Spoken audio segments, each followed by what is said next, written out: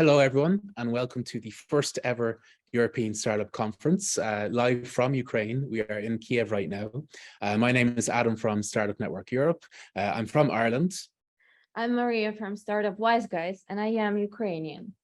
Great. So guys, we're going to present the conference agenda very quickly. First of all, it's a very simple conference, 2 hours long with very clear objectives. Number one, to bring together thousands of European startups. I know lots of you are on Brella doing networking, hundreds of meetings so far, which is fantastic. But in particular, we want to highlight and connect Ukrainian startups with business, with investors, because Ukraine is here to do business. And we also want to fundraise for UNICEF. In terms of the agenda, we have 29 speakers in only 2 hours. We have European startup leaders.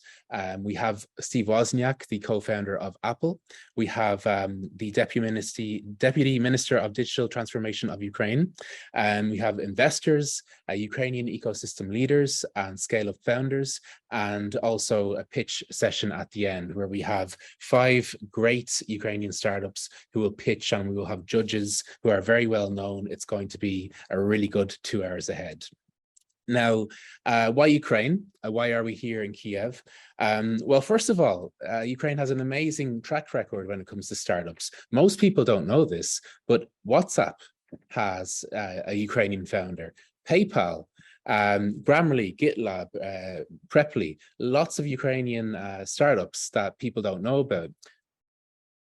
Yeah, Ukraine is a home to almost 2,000 startups, and that's just officially. So you can imagine the numbers are pretty higher. And we are a big ecosystem. IT sector is the second largest sector for the whole country. And plus to that, we are a democracy. And in the light of recent events, this conference wants to call for the attention to the Ukrainian entrepreneurs. We want to highlight that we're not only resilient and we're fighters, but this is a thriving and interesting ecosystem that you might want to be a part of or support in any way. Yeah, thank you. And really, one big highlight of today is Steve Wozniak. Why did we invite him? Well, of course, he's the co-founder of Apple. It's incredible to have a co-founder of the biggest company in the world speaking at this conference. But more importantly, in my opinion, his ancestors were Ukrainian. And he visited Kiev in 2017, where he said 2 things. In my life, I've planned to do 4 things, and one of them is to visit Kiev. And he also said visiting Kiev was a dream come true for him. So he really loves Ukraine, and it's really an honor to have him at this event. And yes, we just want to say thank you. I'm from Startup Network Europe. Maria's from Startup Wise Guys. Brella, thank you for providing your platform for free for networking. That is where the value really happens, in my opinion, for Ukrainian startups. Please remember, for the next 2 days, we will still have the matchmaking open. So you can go there, explore all the people that are registered for the event, and set your meetings. Yes, and also Ukrainian Tech Ecosystem Overview gave us a huge directory of Ukrainian startups that we invited to this conference, and Ukrainian PR Army have helped with publicity, and we are here in UNIT.City. Yes.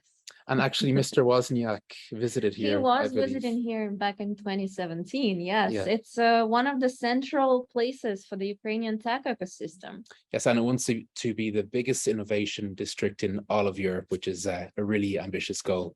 So that's our introduction, and our first speaker will be Lucien, who is chair of Dutch Startup Association. And Lucien, why is now a great time to set up a startup?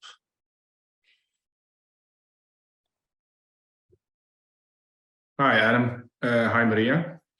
Yeah, thanks for having me here, guys. And hello, Europe, of course.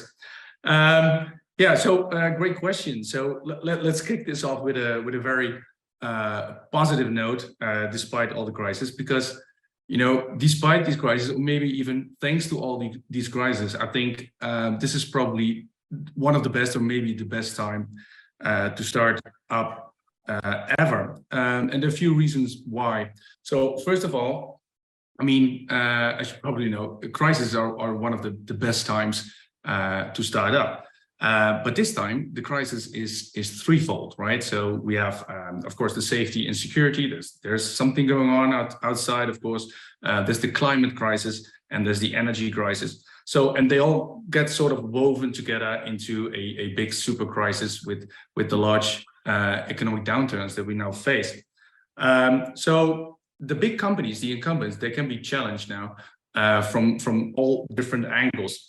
By startups who are, of course, more flexible, they're better focused, and of course, they move a lot faster. And I was just sort of remembering the banking crisis, which was not that large, but as of now, but the banking crisis sort of got on into a wave of fintech companies that still exist today and are quite large. So. Having more crisis is in many ways a bad thing, but for startup it's quite a good thing, and there's a lot of opportunity going on. So the second reason would be, and that amazes me still, there's a record amount of money available, investment money. We call this dry powder, and the VCs will probably talk about that later on. And of course, there have been some decline in investments, of course, in later stage. But I'm talking about seed stage, early stage right now. So we see a bit more money and more attention moving to more early stage investments. And you know, there might be a good reason for it, because early stage companies, they still have a longer lifespan that will probably go beyond the crisis, right? After which they get lifted up with this new wave that rises after the crisis in an economic uptime. So this might be just the very, very best timing available. And I talked earlier about that fintech boom or fintech wave that happened after 2008. I guess this crisis will lead to a large, far larger wave, and probably and basically come together in this all-encompassing theme called impact. And why that is, well, I guess you know, regulations demand it, public opinion demand it, and even money now demands it. I mean, most new investment funds are impact related, or at least have some impact clause in their terms, right? So that's sort of my summary in very short time, why this is probably the very best time to kick it off. So, and if you're inspired, you should join programs. We have our own partner who does the founder programs. You can join just to increase your chances of success. So with mentioning one example, so whether you're a startup or an investor, you can go to spiritofenterprise.nl and join us and become part of this new wave, or any other program throughout Europe, because there are many around. So that's it for me, Adam and Mariia. And for now, I would say stay safe, start up, and Slava Ukraini. Героям слава. Thank you, Lucien. And next up, we have Roberta, Head of Startup Lithuania. And Roberta, you have an amazing website with lots of legal documents, very useful bureaucratic information, which I think a lot of startups ignore, or what do you think? Yes, probably a lot of startups ignore that, but thanks for kind words, and hi everyone. It's really an honor for me to be here. Being a national startup ecosystem facilitator, we are doing our best to provide information that startups need, and to make them think about even legal issues and different bureaucratic things, as you mentioned. We believe that providing such information and let's say examples of contracts, that we could save time and energy that startup founders could you know, just give for their startup development. So we are trying to organize a lot of workshops and learning sessions, and to provide all this information, as well as encourage knowledge sharing in the ecosystem, in order for first-timers, for first-time startup founders to get the knowledge and experience from those serial entrepreneurs, and do not make the same mistakes again, and focus on their business development. And maybe that's why we are really happy to see that all this closeness and collaboration in the ecosystem. Maybe that's why really we are seeing the results, and our ecosystem is becoming more and more visible and showing really great results. Great, thank you so much, Roberta. And next up, Martina, Go Ireland. You're very welcome. You're CEO of Scale Ireland.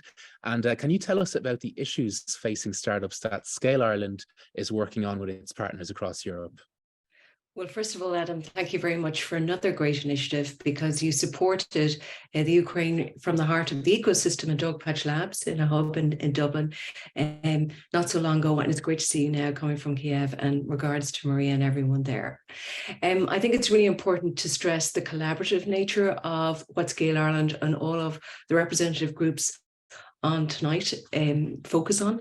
We're part of the European Startup Network. We're part of Allied for Startups, and both are representative groups with a European and a global outlook.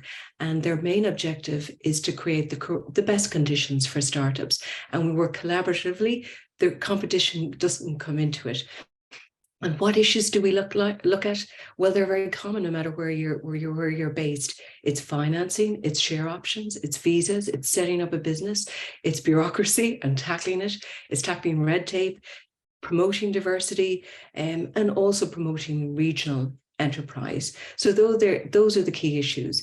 And if we're working collaboratively from a representative perspective, there also is support at senior level in the EU.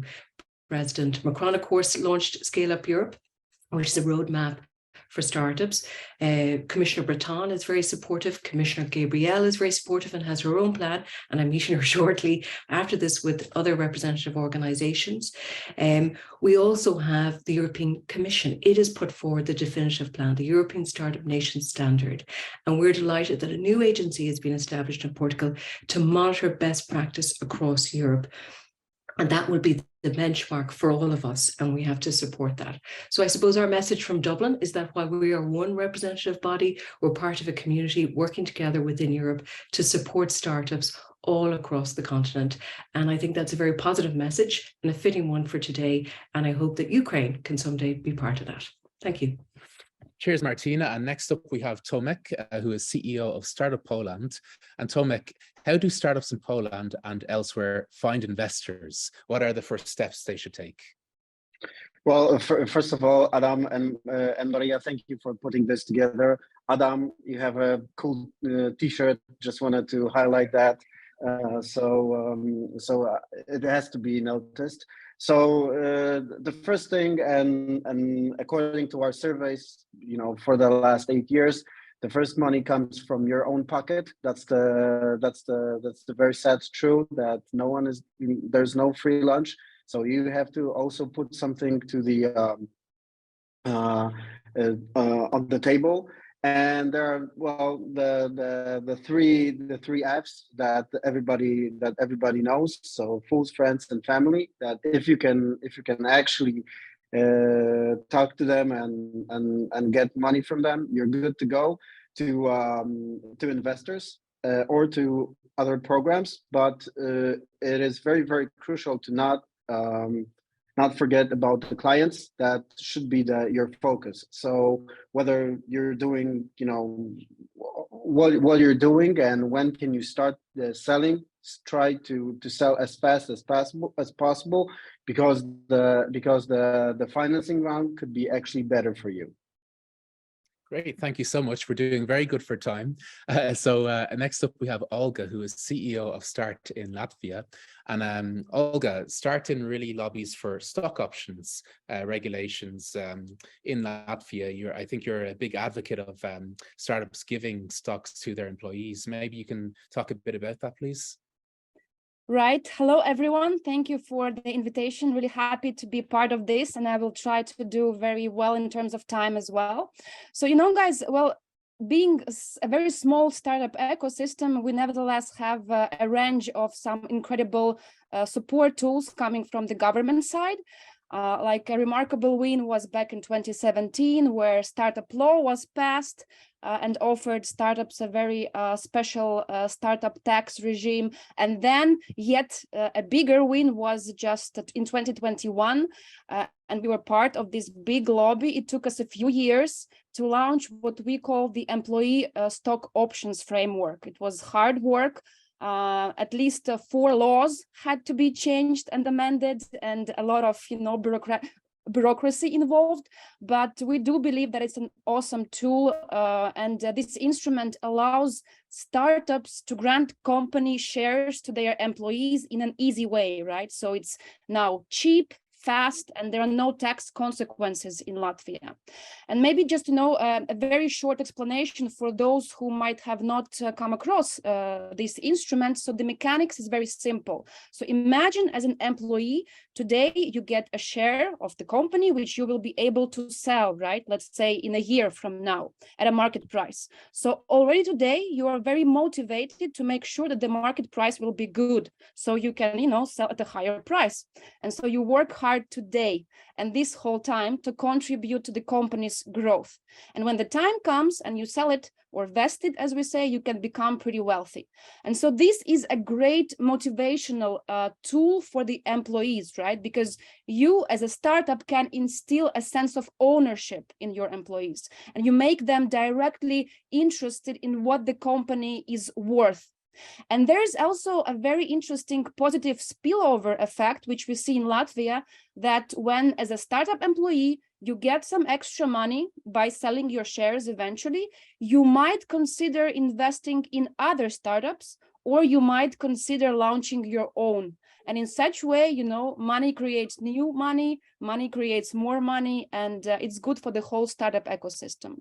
And maybe the final point is that this tool is particularly good for early stage startups. Those early stage startups who don't operate with large wage budgets, right? Employee wage budgets.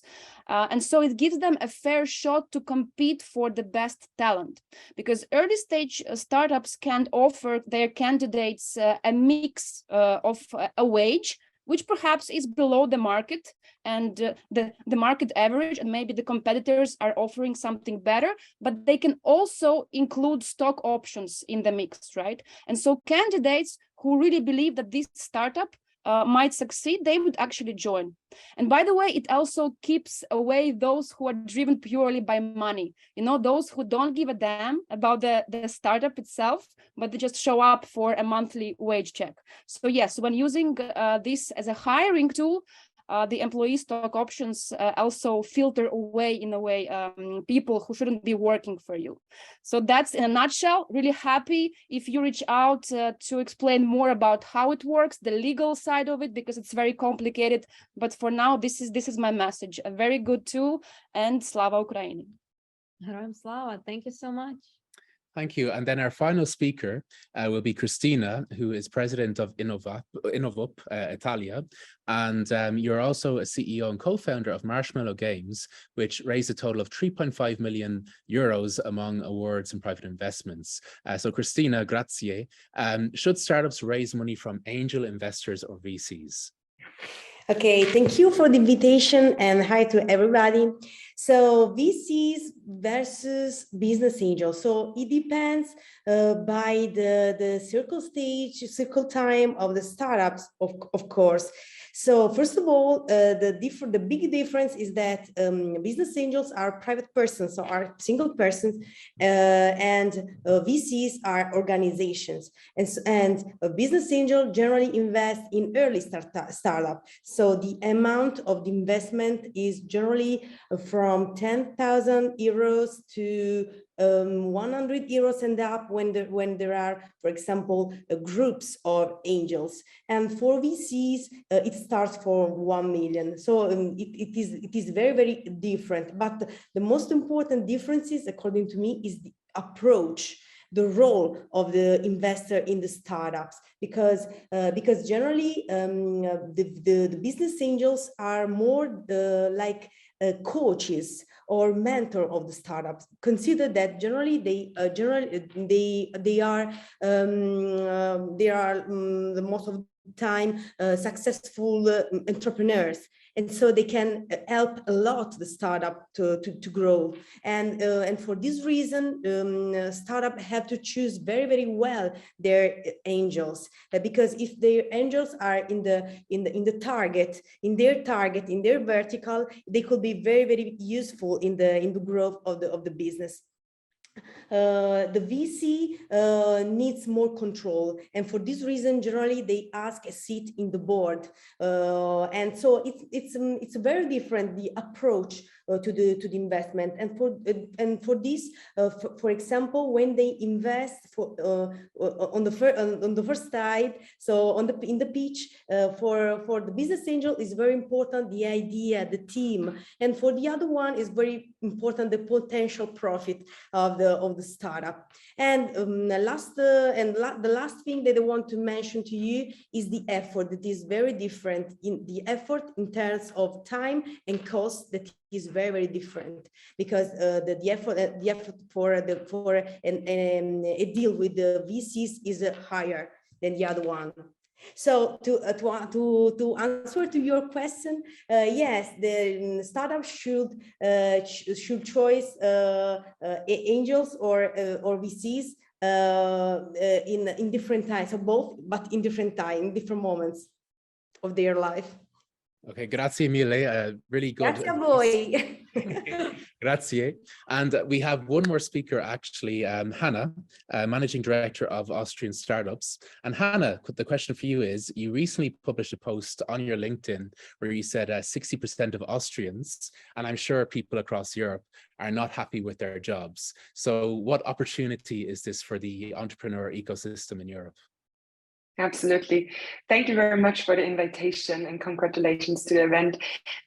Yes, the study actually showed that 60% don't see that they have an impact with what they do, which actually demotivates them. And I think that right now we're in a time where there's an opportunity to show that by actually becoming active, integrating your own solutions to the big crises that you see is the way how you can actually become impactful, and that actually entrepreneurship is a way to get active and to do an impactful job.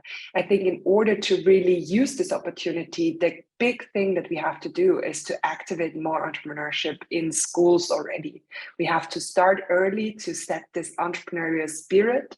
And with Austrian Startups, we started an initiative called the Youth Entrepreneurship Week, where we are now in 150 schools all over the country, and pupils can work on their own ideas, build prototypes, pitch at the end of the week. And actually what we see is that 80% of these pupils work on social or environmental problems that they see in their environment. So I think what we need to do is to use this drive that is there, this search for purpose of pupils, but also all individuals around Europe, and support them in developing those ideas into reality. And I think, therefore, the people around here are the best group to do that. And let's cooperate, and feel free to reach out if you want to learn more about what we already initiated. So all the best to Ukraine. Yeah, danke, Hannah. And actually, you guys are the most on-time people I've ever had. We have about 5 minutes to spare before Mr. Wozniak I have a question. Go ahead. If you don't mind. And this is the rapid fire answers, so be quick with it. What is the one thing the startups, the early stage startups, should focus on in the next year, given the situation on the market? I can probably ask Lucien to start. Yeah, I think I already said that. Thanks, Mariia. You should focus on impact, because that will be the biggest wave coming up, and you will be able to raise money better than other startups. If you don't have it, you have a disadvantage. Thank you. Roberta, do you have a word there? Oh, I think she might have left. So we can ask Olga. Olga, yes. Yeah. Right. I would add to Lucien that keeping your team happy, focused, work-life balance, because it's so easy to lose the mental, right space for that. So yes, definitely the team, take care of the team. Absolutely. Martina, are you with us? What about your thoughts? What would you say is the one thing to focus on?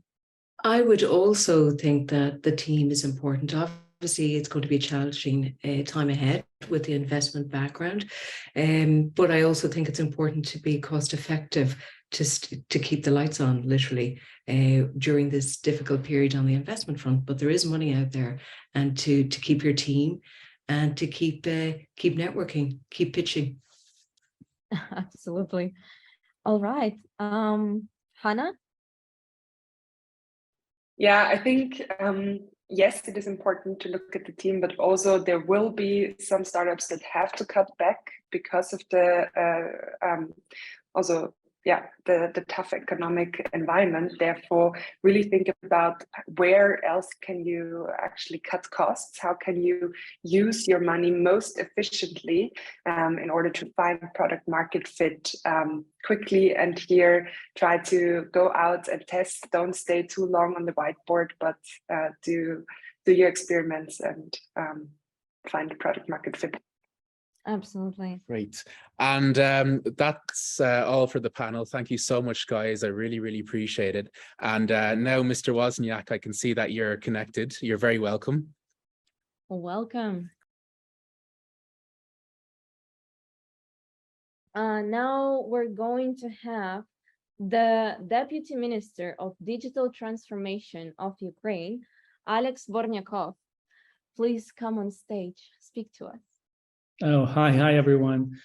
It was so interesting to hear Steve speech, and as a fan of computer games, it is quite amazing to hear this story about callers, how they came to us.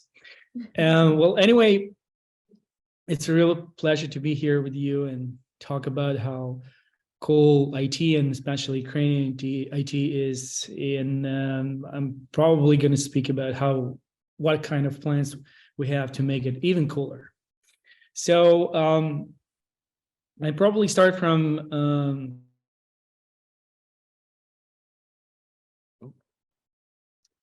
that might be the Deputy Minister, I think so. Yes. Yes. Let us try to reconnect. Yeah, okay, Hello. Deputy Minister, you're back online. Oh, yeah. Yeah, We thank lost you. you. You know what? I have no electricity, so I'm using Starlink, so it could break up. But again, technology help us be together. We Yeah. can hear you now. It's all good now. Yeah, all right. So, and our IT industry was almost 300,000 people, highly qualified IT experts, engineers, providing services for global tech companies. I think most of the Fortune 500 companies working with Ukrainians. And meanwhile, we see the great demand and potential of Ukrainian IT businesses to create their own IT products. So we're not just doing some outsourcing work, but also creating great own product. And we work actively to make it easier for Ukrainian startups to attract investment and develop those products. Of course, you have heard of Grammarly, Revolut, 3Face, PeopleEye, Pripline, and many, many more originated from Ukraine. And these world-famous companies have done it really from Ukrainians. Some founders have Ukrainian roots. And we strive to ensure that there is more and more such companies in Ukraine. Our big goal is to turn Ukraine into IT hub, which is among top 5 countries with the highest startups per capita in Europe. And for 3 years now, we have been working to make Ukraine is the most convenient and user-friendly country for citizens and business. We have created the ecosystem, and you can see us here on my hoodie, consisting of mobile application, internet portal, so Ukrainians are able to get many government services with a few clicks online. Ukraine is the first country in the world where digital passports are completely equivalent to standard documents. And one of the things that we did is also to register business just in 15 minutes and many, many, many more. 2 weeks before the full-scale invasion, we launched a groundbreaking state project, UNIT.City. It's unique tax and legal space for IT companies. And even in the times of war, almost 400 Ukrainian and international companies joined UNIT.City, enjoying almost, I think not almost, but one of the best tax system in the whole world, and effective tools to build a transparent corporate structure, attract venture capital investments easily, and protect intellectual property. As the Ministry of Digital Transformation, we see our responsibility to maintain an open dialogue with the IT industry, understand their problems, and together search for solutions. A few months ago, we started working on a whole IT development strategy together with business, and to stimulate venture capital and startup ecosystem in Ukraine. We doing different things like launching together with private partners, funds, and we target to raise around $200 million to Ukrainian ecosystem. First step was a Blue-Yellow Heritage Fund with a $50 million already launched with the American company FF Venture. And right now we are in negotiation with the Plug and Play Tech Center, which is an iconic Silicon Valley accelerator. And so we want to make all its growth opportunities available for Ukrainian founders. We also working on implementing matching grants with our European partners to increase startups' financial capacity and get more resources for development. We also working on issues related to education and job creation. As a part of our support initiative in this area, we place a great deal on the training of technical specialists. The IT Generation Project, for example, offer free training in IT specialists for switchers. We call people who want to switch their specialty switchers. And it's especially important now because many Ukrainians lost their jobs due to war, and probably they can have fresh start in IT. Education and the provision of conditions for high-tech startups are among the most important factors for Ukrainian development as a digital state. And maybe like summarizing, I want to appeal to the representative of the European technology business. Cooperate with Ukrainian companies, support them, invest in Ukrainian startups, and hire Ukrainian IT specialists. This is the best contribution not only to our resilience, but also to your company's success story. I think it's mutually beneficial. And in the end, I want to say that on behalf of Ukrainian people, I want to thank the international business community in European countries for helping Ukraine in all possible ways. Your support gives us bravery and strength to find and win all the fronts. Together, we will build a free, democratic, and digital world. Slava Ukraini! Glory to Ukraine! Героям слава. Thank you so much, Deputy Minister. Thank you. Really appreciate it. So next up, folks, we have our investor section, and our speakers will be Ihar, who is managing partner at Geek Ventures, Valerie, who is general partner at SID Venture Partners, and then Eugene, who is managing partner at Unmay Ventures. And my first question for you all is, if a startup here contacts you today, what should they provide you with? Hi, everyone. Nice being here, and a really great speech by Deputy Minister right before us. So what should the startup provide? So I think the most important thing, startup should provide what's their vision, what's their market size, and what did they do to prove that the problem that they're trying to solve really exists. So basic, at least basic, better advanced customer development, right? Customer interviews, maybe traction numbers, maybe information from users using their alpha, or if they don't have an alpha, at least a proof that they really spoke with the future customers. That's the most important thing.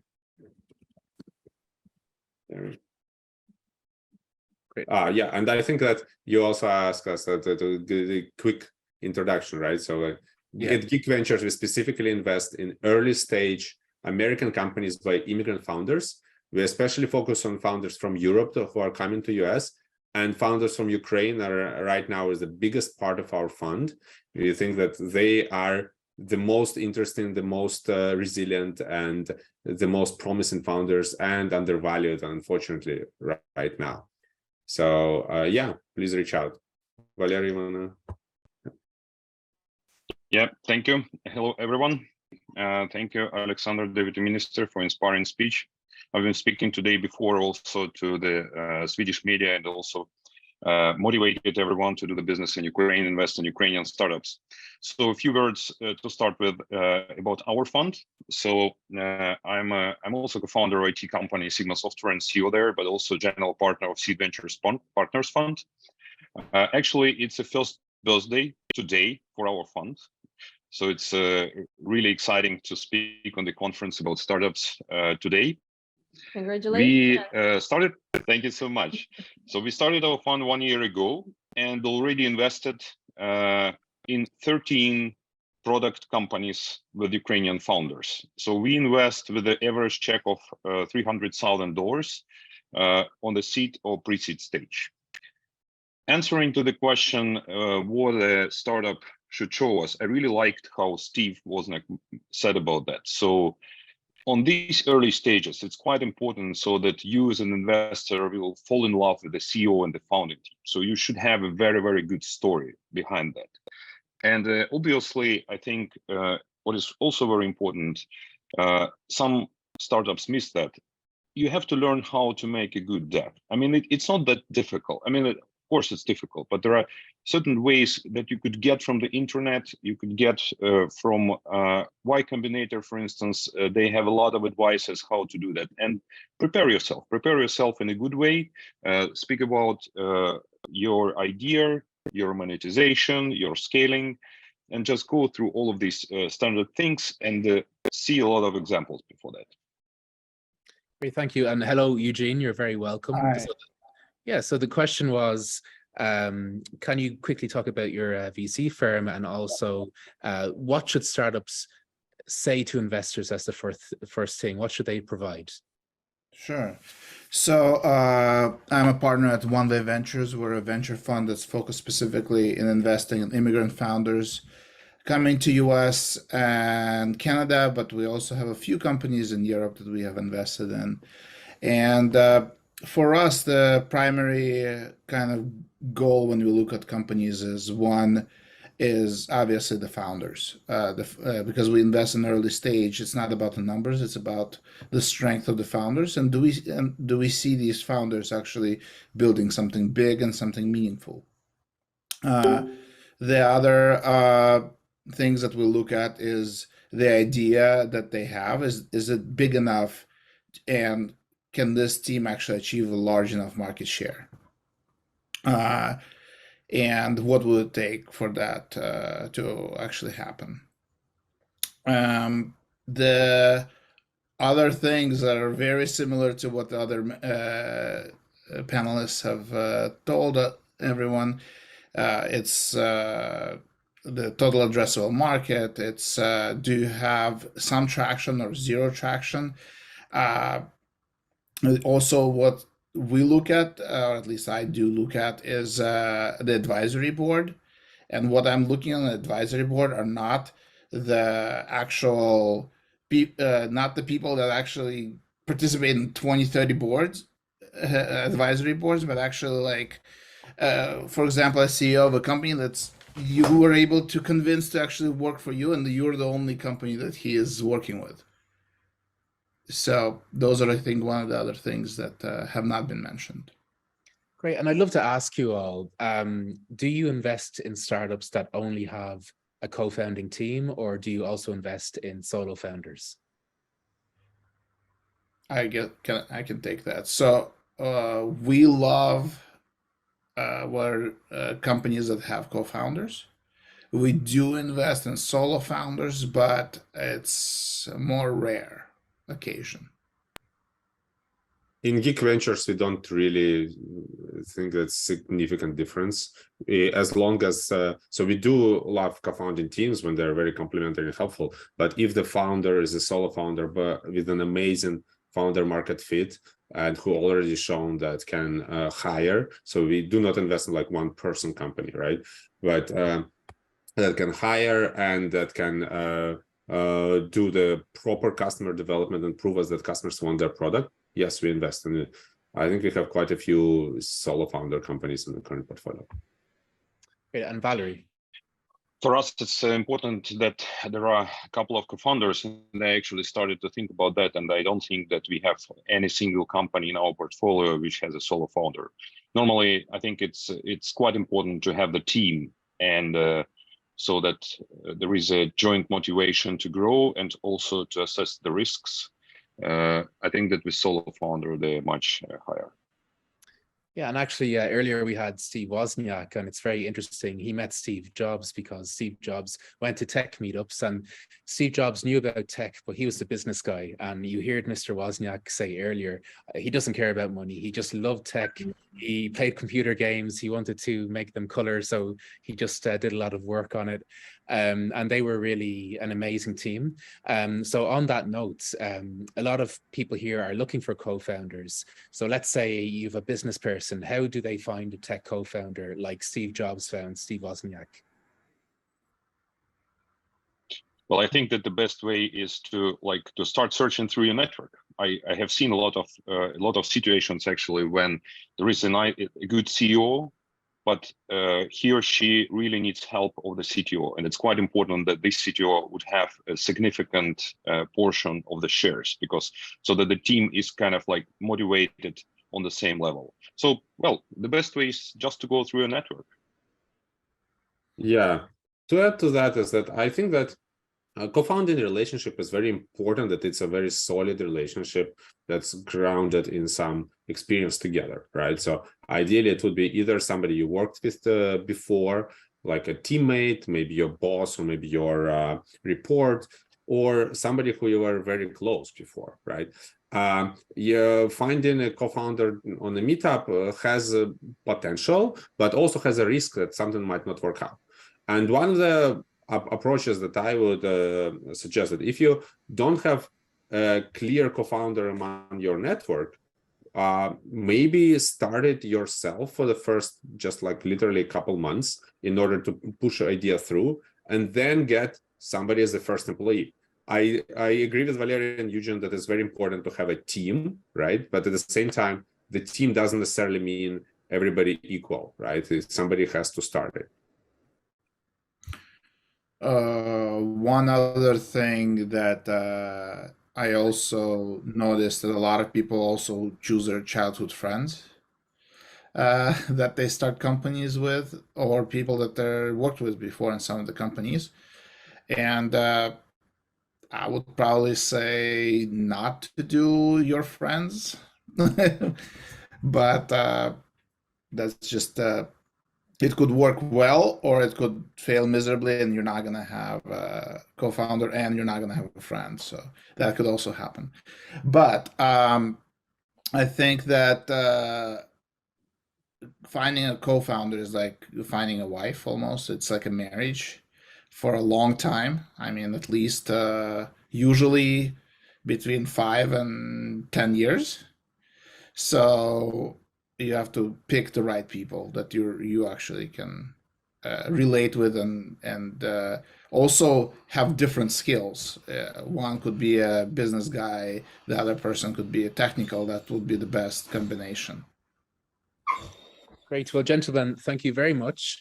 And next we'll move to our Ukrainian Tech Ecosystem Leaders section. And we have Natalie, Director of Tech Ukraine, Pavlo, CEO of Ukrainian Startup Fund, and Dmitro, who is CEO of the Ukrainian Venture Capital and Private Equity Association. And Natalie, we can start with you. We've talked earlier that Ukraine has, I think, nearly 300,000 tech specialists. How can international members of the audience hire these people? Thank you so much for the opportunity to speak. Really excited to be here. A little bit unexpected from the plane. Sorry about that, it was late. But yes, a lot of unexpected situations.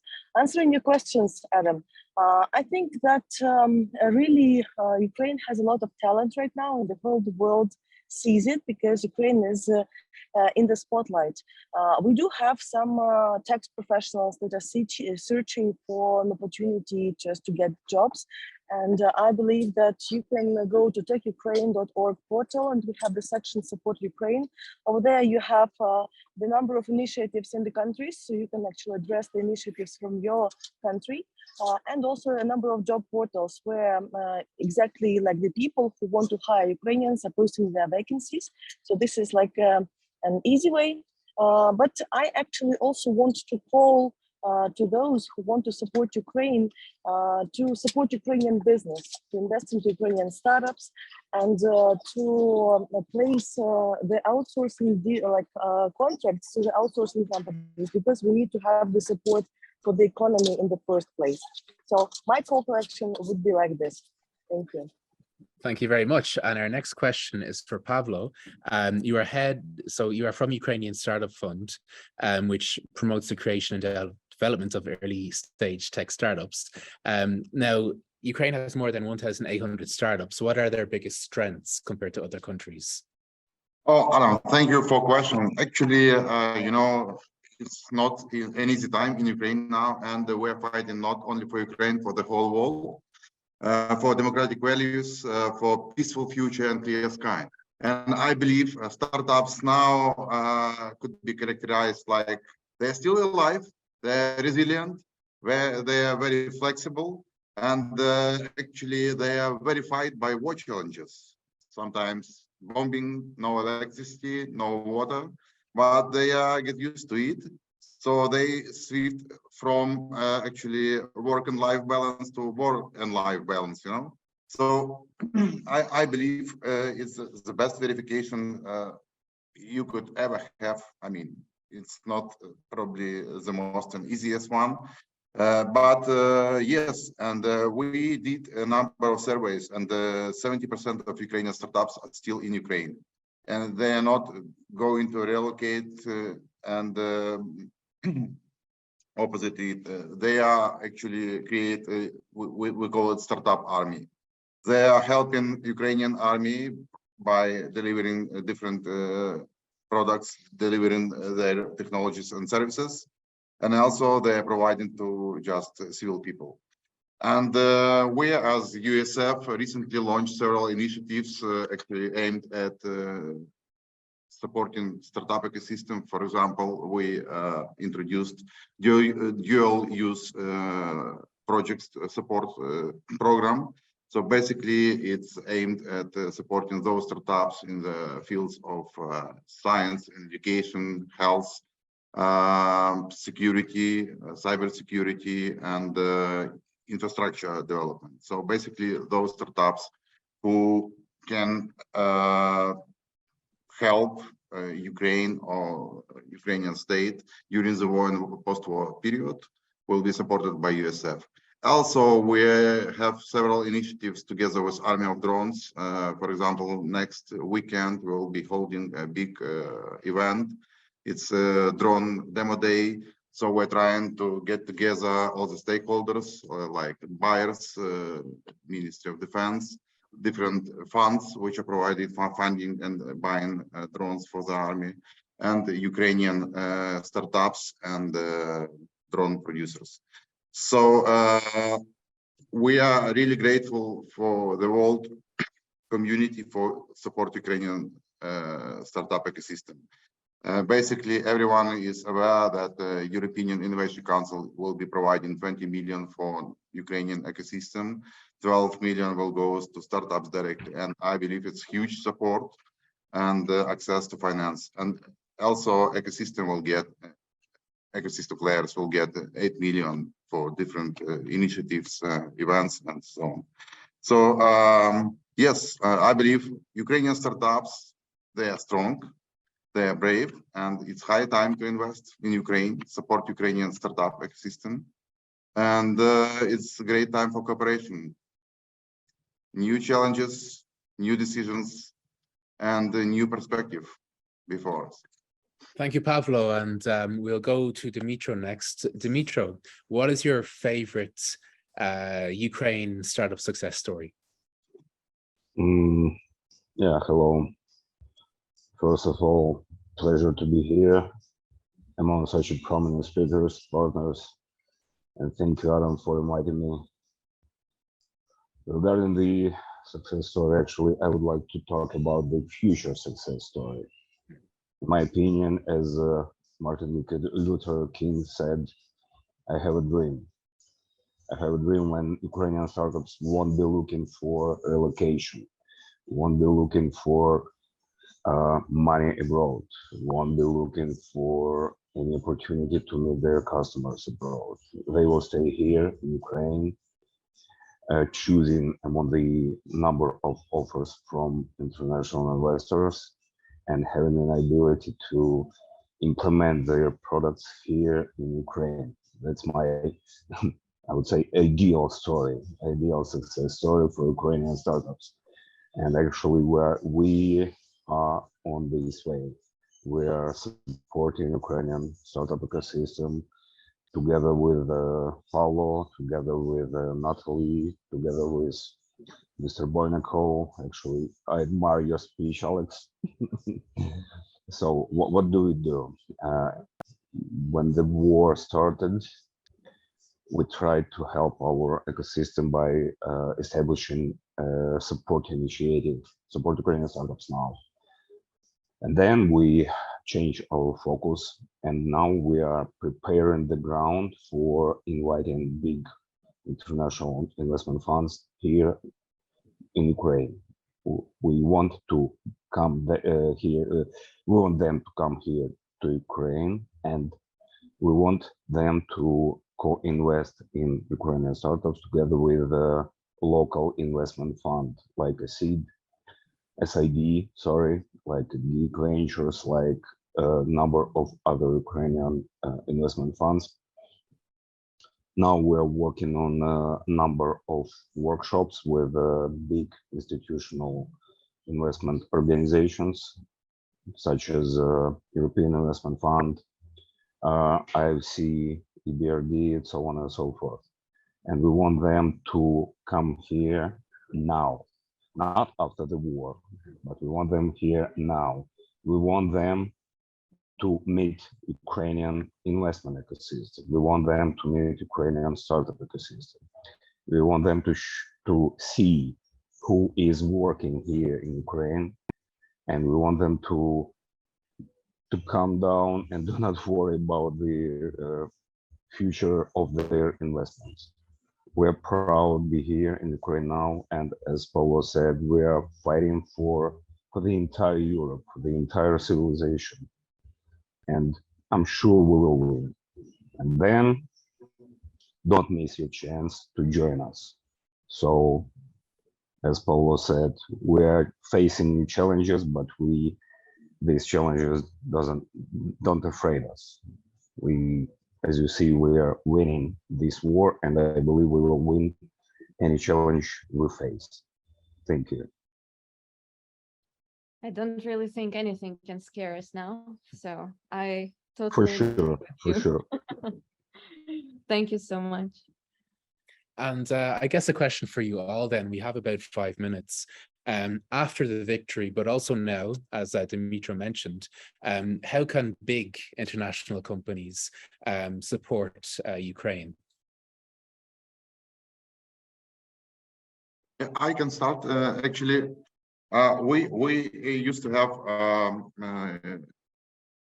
to have special program how we collaborate with companies before the war, and I believe we will do the same soon. So basically, we are matching big companies with Ukrainian startups, and hopefully next year will be devoted to deep tech acceleration. So we are going to cooperate closely with European stakeholders and international community.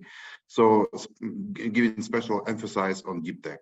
So we already started cooperation with Ukrainian universities and institutes, and we're trying to connect big companies to this activity.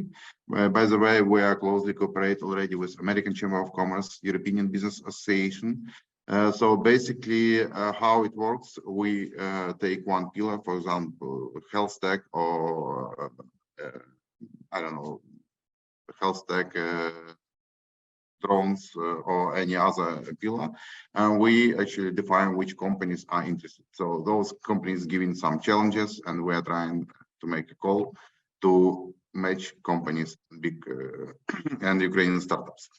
And basically, we already discussed this possibility with European Innovation Council, and I believe next year we'll have some big events. Also another opportunity is actually search for startups and to match the companies for investments. So basically, they can provide either investment or they can do pilot together. So basically, there are a lot of options to cooperate, and I presume there would be a lot of investment already next year, because everyone actually is convinced Ukraine will win, and we are on the actually good side, not side of the devil. So the only actually question when to start, and I believe you need to start right now, because it's high time to invest in Ukraine, search for talents, search for new technologies and technological decisions, because basically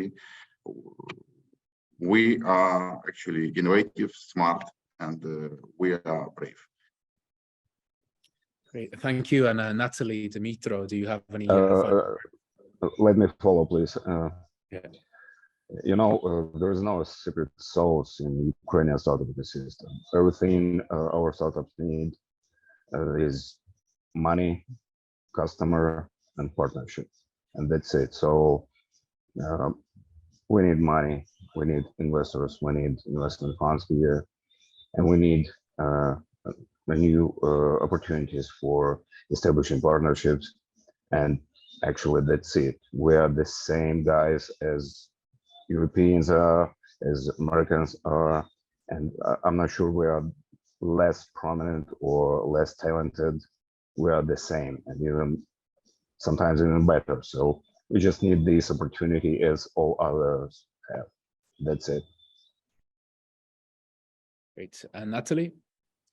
Okay, from my side, I would say that this is exactly the question to which was dedicated my recent trip to Europe, which I'm actually coming back from. We had the conversations with a lot of ecosystem organizations in France, meeting with the minister, France Digital and the French Tech. We're discussing how we can embrace the venture capital inside the country. And also, like I had the meeting with the Luxembourg Private Equity Association, and what we're saying to all of them is that indeed it is right now high time to start investing in Ukraine to benefit from doing this. So if the big companies want to come to Ukraine, they are welcome to reach the ecosystem players. So we are one of them. UBCA is busy with that, and of course Ukrainian Startup Fund.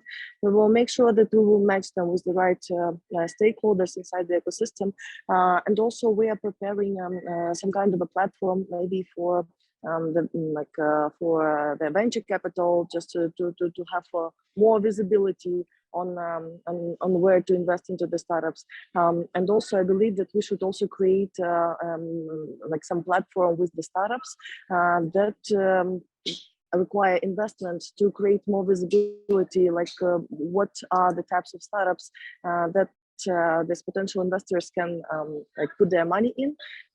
So potentially this is something that we could create. Sorry, I got distracted. I'm in the airport.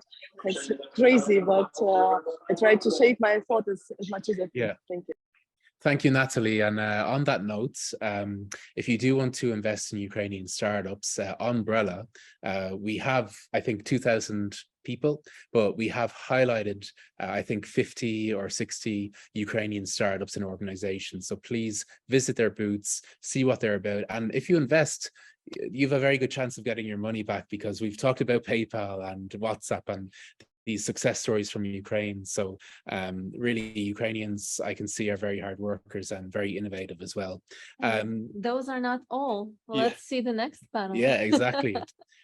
So next up, we have 3 Ukrainian scale-up founders. Exactly. And who are they? I would like to invite to the stage Dmitro, the CEO of Open Geeks Lab, Daniel, the founder and the CEO of Delphi Spikes, and Yaroslav, the co-founder and CEO of PetCube. Hello, guys. Hello, thank you for having us here. Absolutely. See you all. Thank you for joining. Great. So Daniel, you're first on my list, I think because of alphabetical order.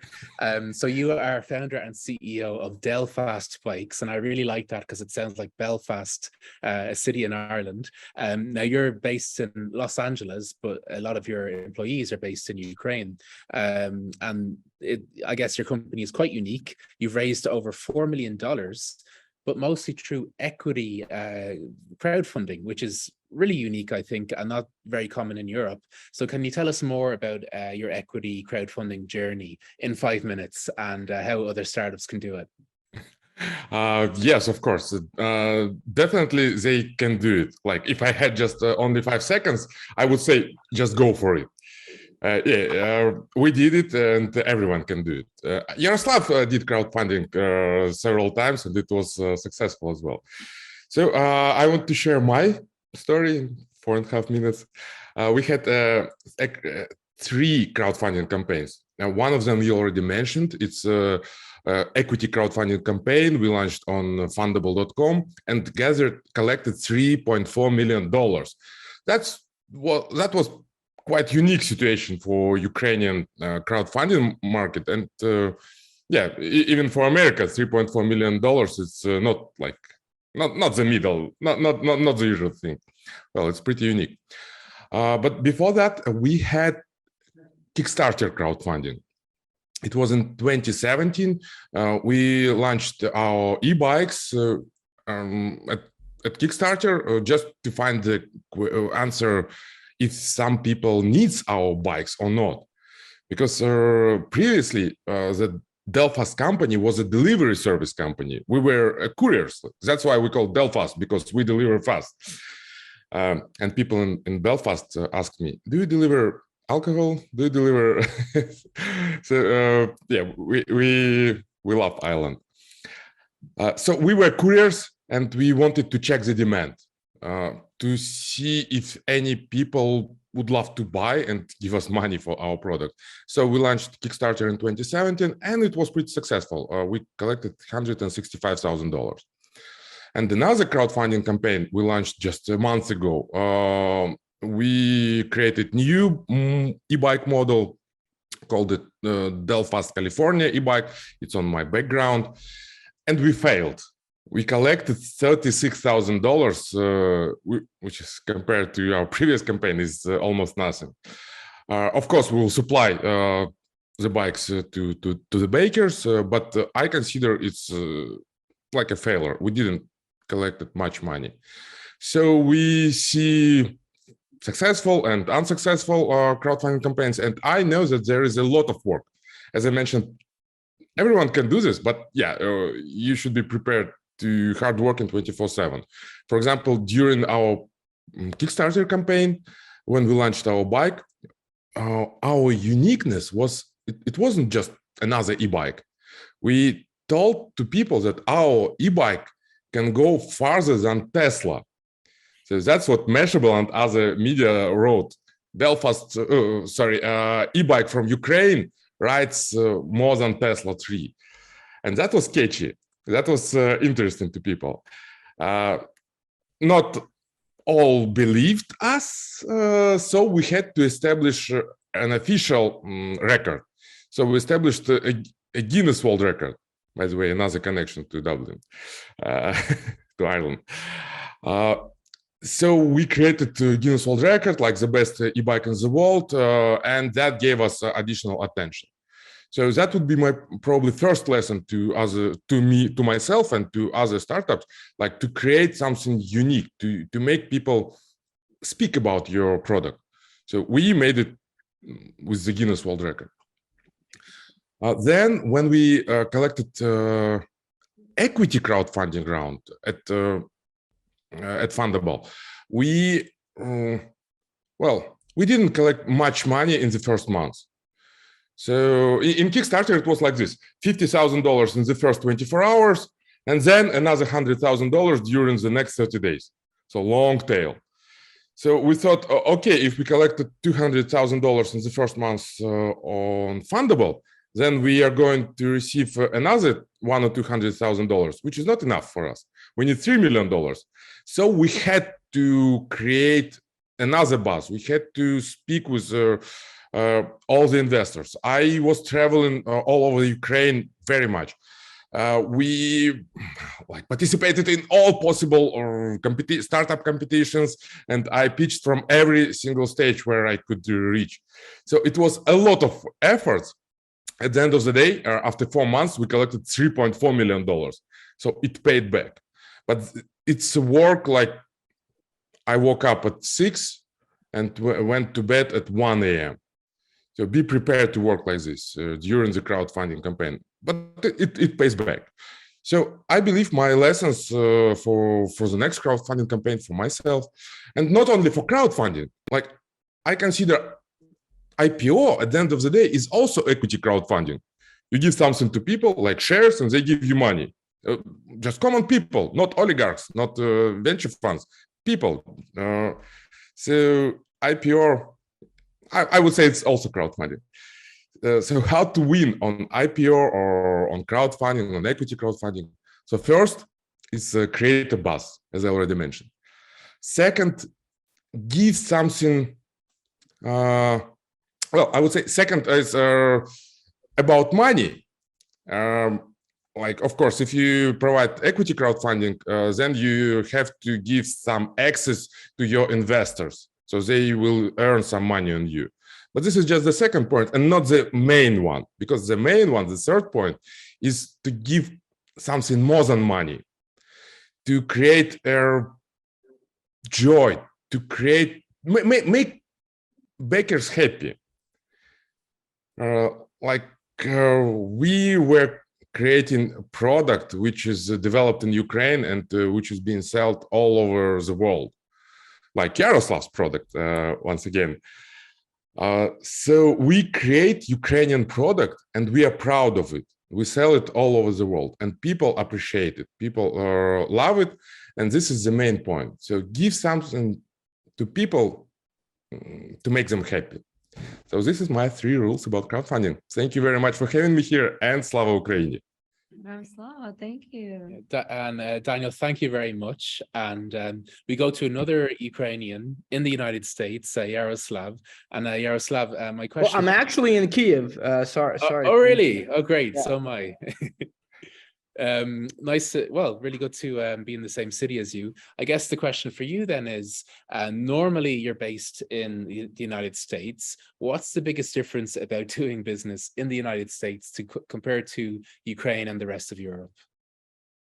Yeah, well, we started PayKeep about 10 years ago, and out of the 10 years, I spent about 6 years living in Silicon Valley. I actually moved to Kiev as my main base about 3 years ago. And sort of being here since then. But definitely lots of lessons learned on comparing the environment in Ukraine, in Europe, in the United States, in China, where we have manufacturing, as well as in the UK, where we have sales, and in Australia and Canada, where we also do have sales. An interesting fact I would want to highlight for us here is that what I'm seeing in the States is that usually the level of ambition that founders have there and their skill to sell themselves is much higher than the same for European founders, including Ukrainian founders.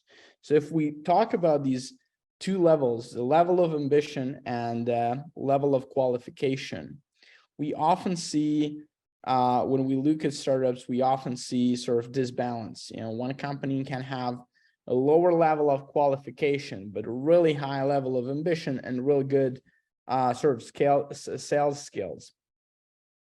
And that team will often win the attention of the media, attention of consumers, attention of the capital holders. And what I'm seeing in Europe is our biggest challenge is that while our level of skill and sort of competencies is high, our level of salesmanship and ambition is often not high enough. And I think that's a major challenge for Europe as a political structure, because what we're seeing is that Europe is lagging so far behind the United States and China in terms of capital invested in innovation and sort of value created by startups and so on and so forth. I guess one of the reasons why PetCube, as well as two other companies which I have co-founded, in fact, went to the US market first. The reason was that it's a homogeneous market. It's large. There's much less regulation than there is in the EU, and it's sort of much more receptive to the innovation. And this is also what drives not just companies, but capital as well, and capital allocators.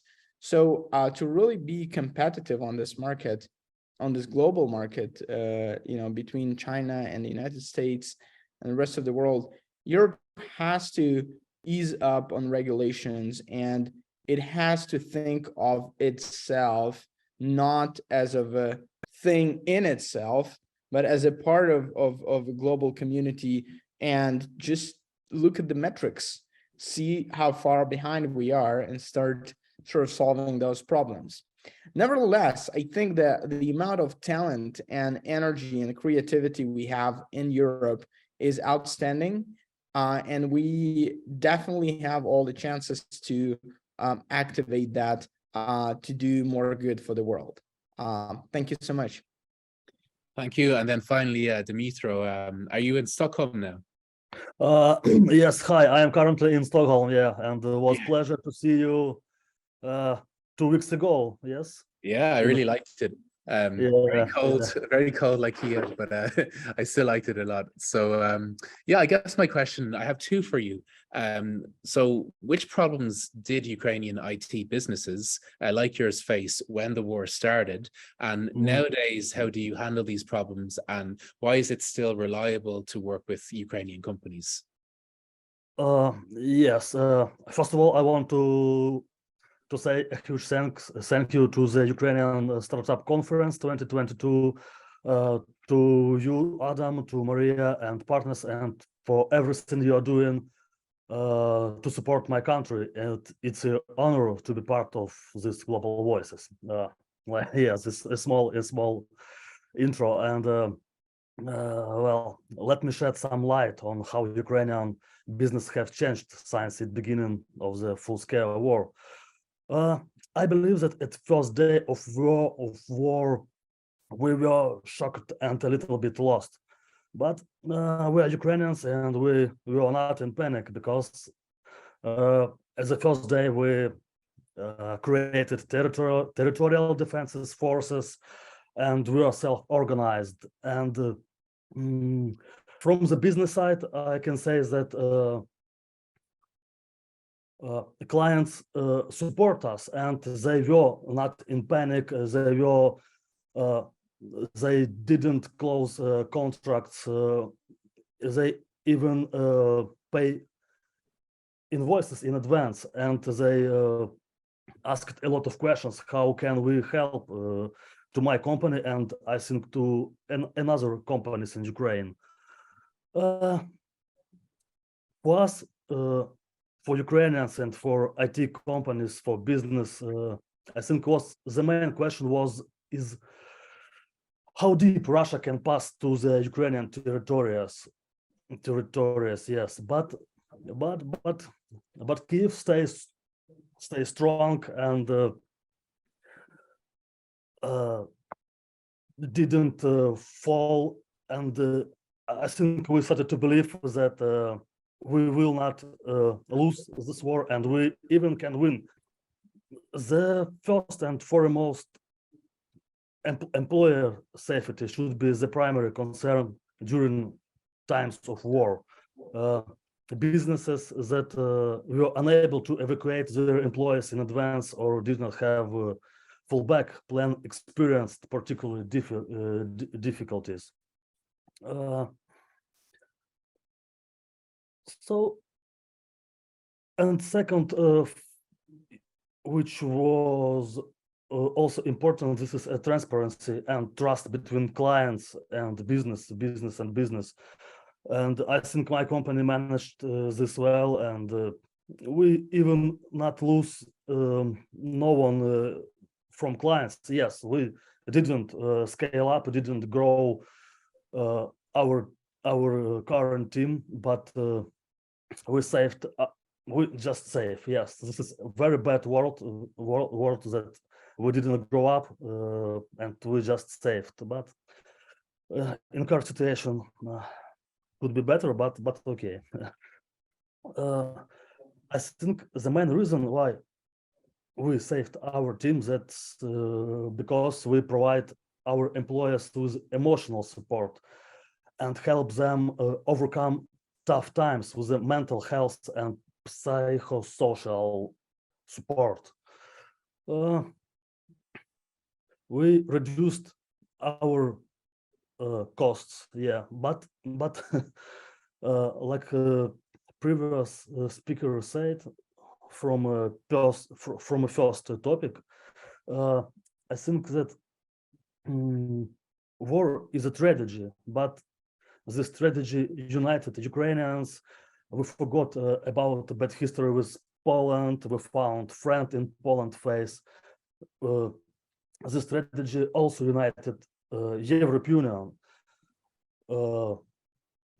because the European Union and Ukraine have the same values.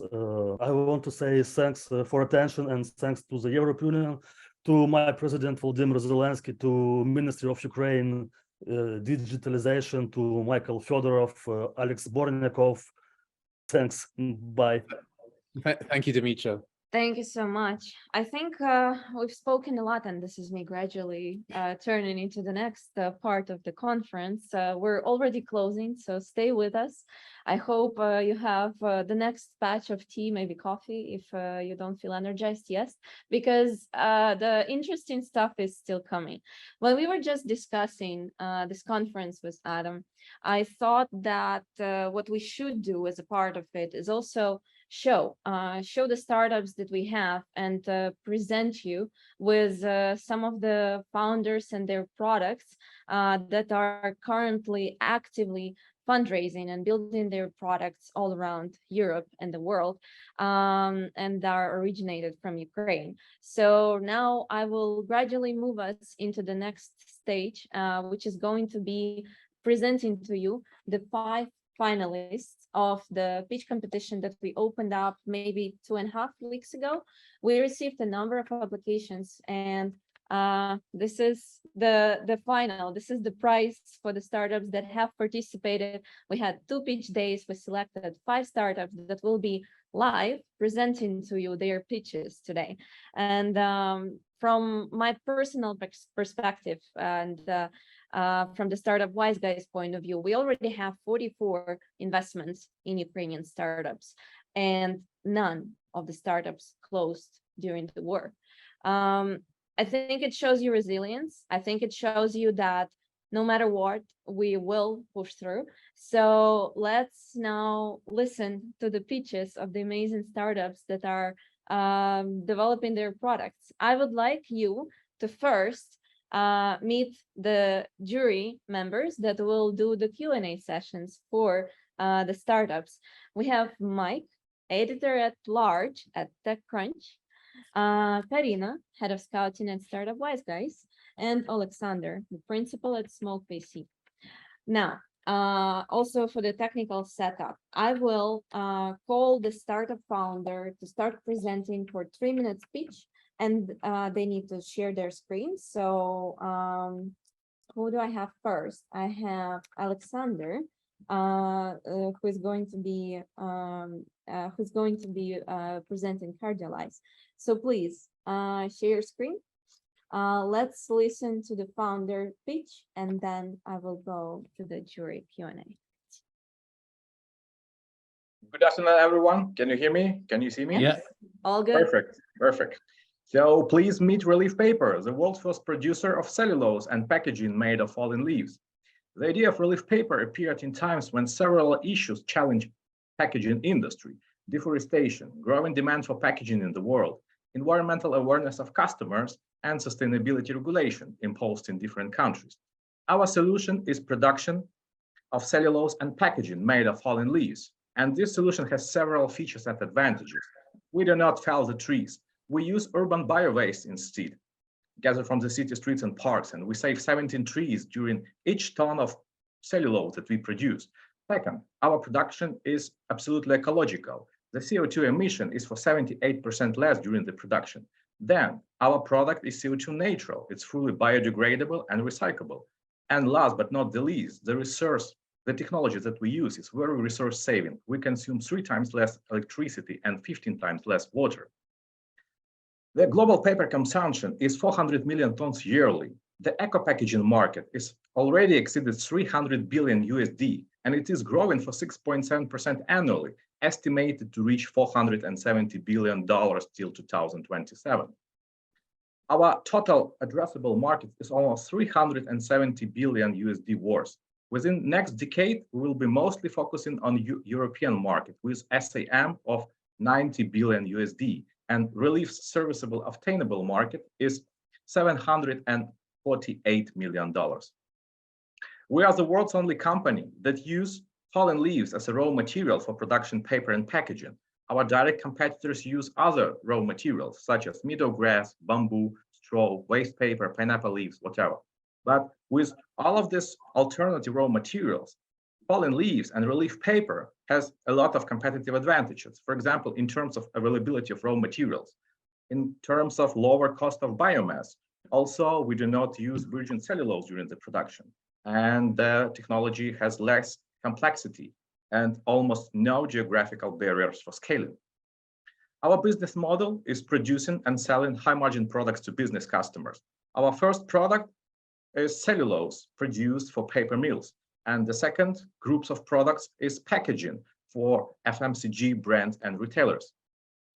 Since its birth, we managed to get more than 250,000 euro grants from our international sponsors, Google, WWF, and EBRD.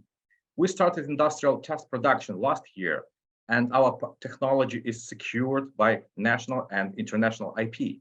Several global brands became our customers, such as Samsung, L'Oreal, Schneider Electric, Valeda, Ariston, etc. We are winner of Google for Startup Award. We are finalist of Sustainable Packaging Award, and we are listed in Net Zero Future 50 Startup by PricewaterhouseCoopers. Relief Paper is founded by 2 partners. My partner, Valentin, is CTO and author of this disruptive technology. I am CEO of the company, serial entrepreneur. Rest of the team are skilled professionals in fields of marketing, sales, and production. They are mostly from Ukraine and also from France.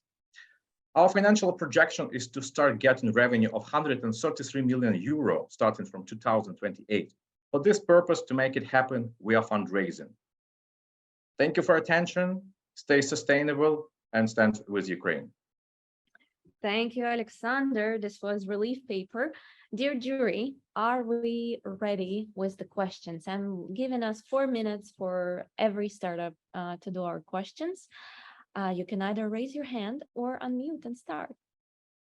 Yes, Sasha, please start. Sure. Greetings, everyone.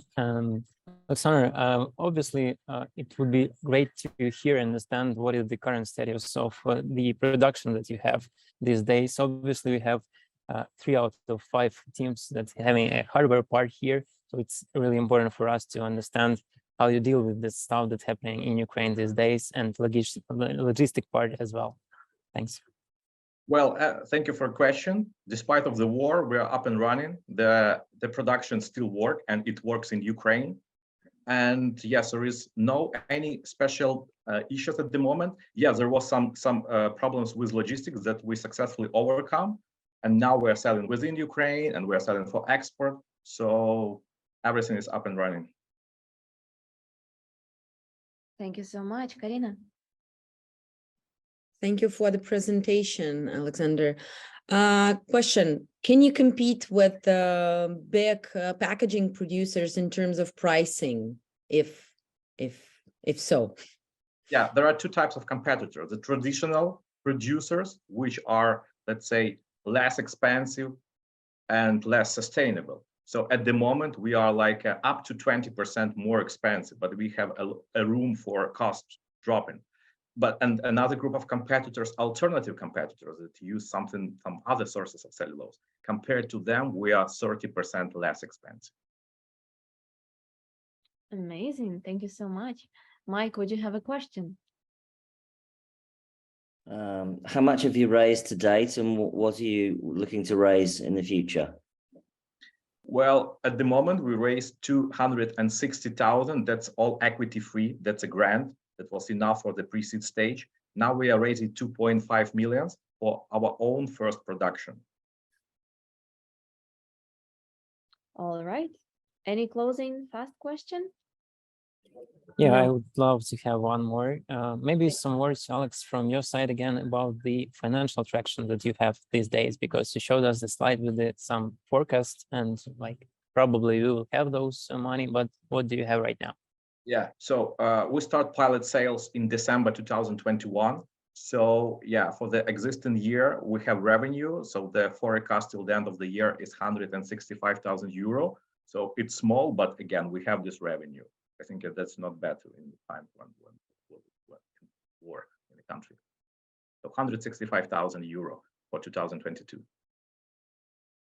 All right. Thank you so much, Alexander. This was relief paper. Thanks. Now, I would like to invite Anna from Cardialize. Would you please start sharing your screen, and we're ready for your 3-minute pitch. Just a moment.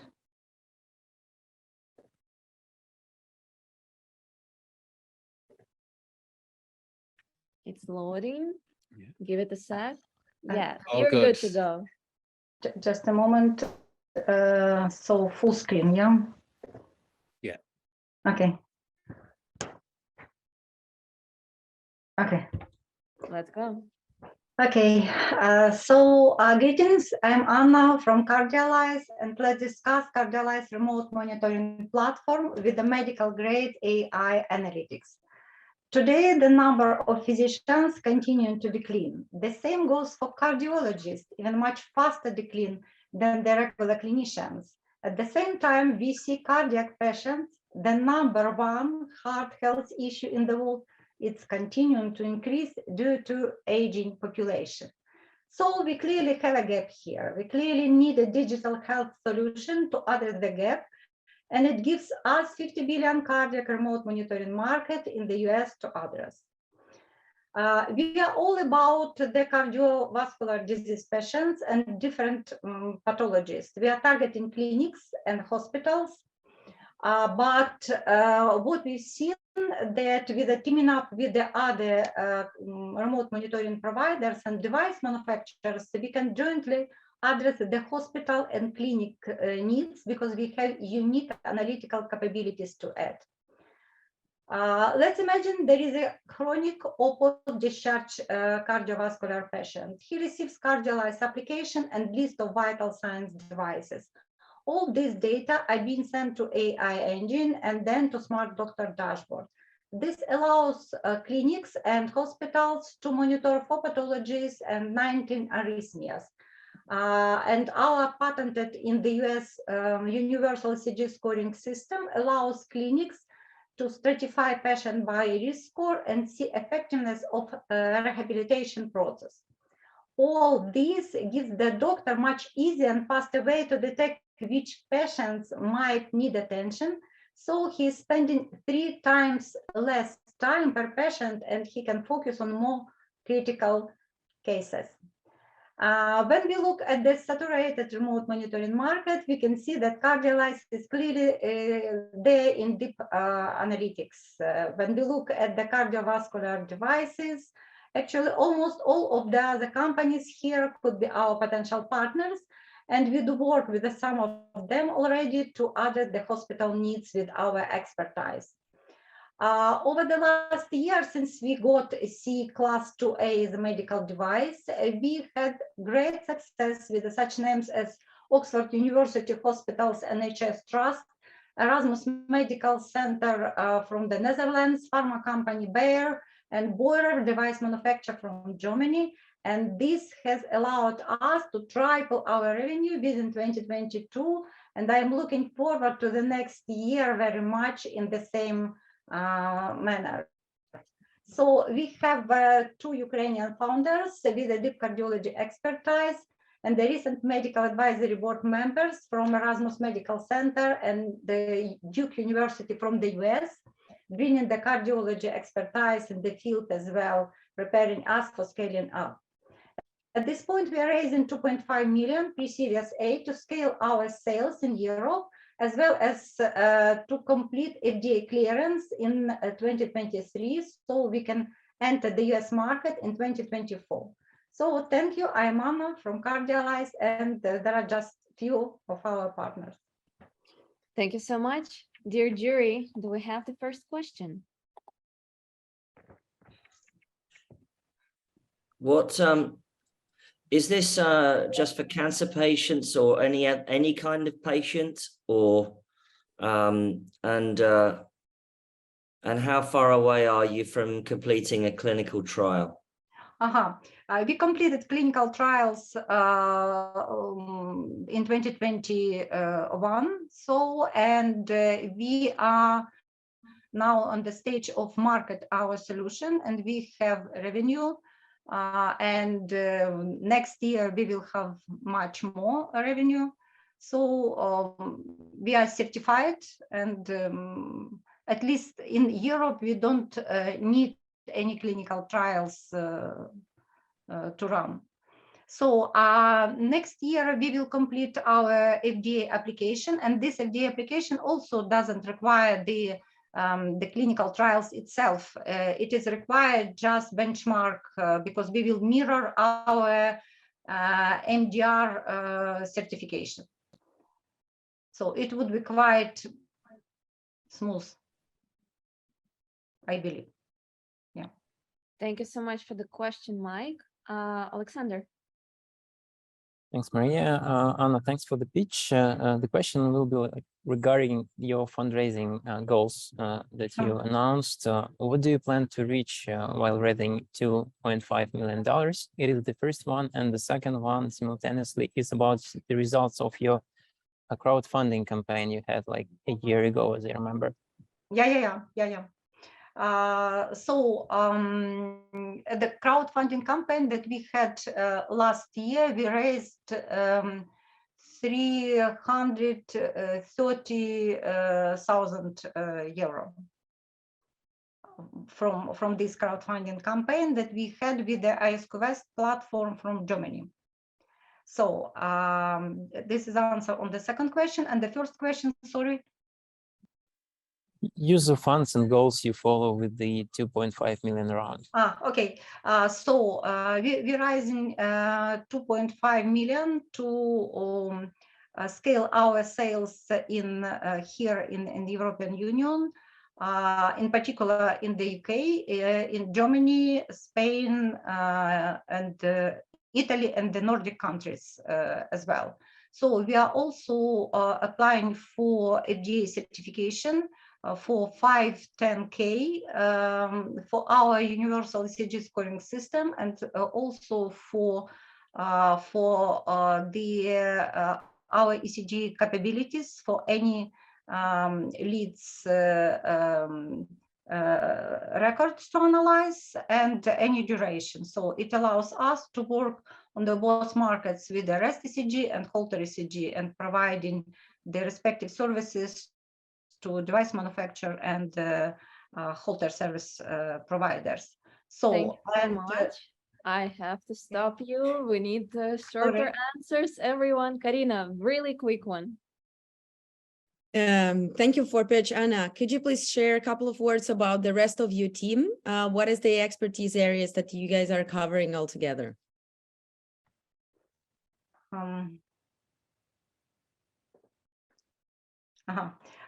Okay, so we have the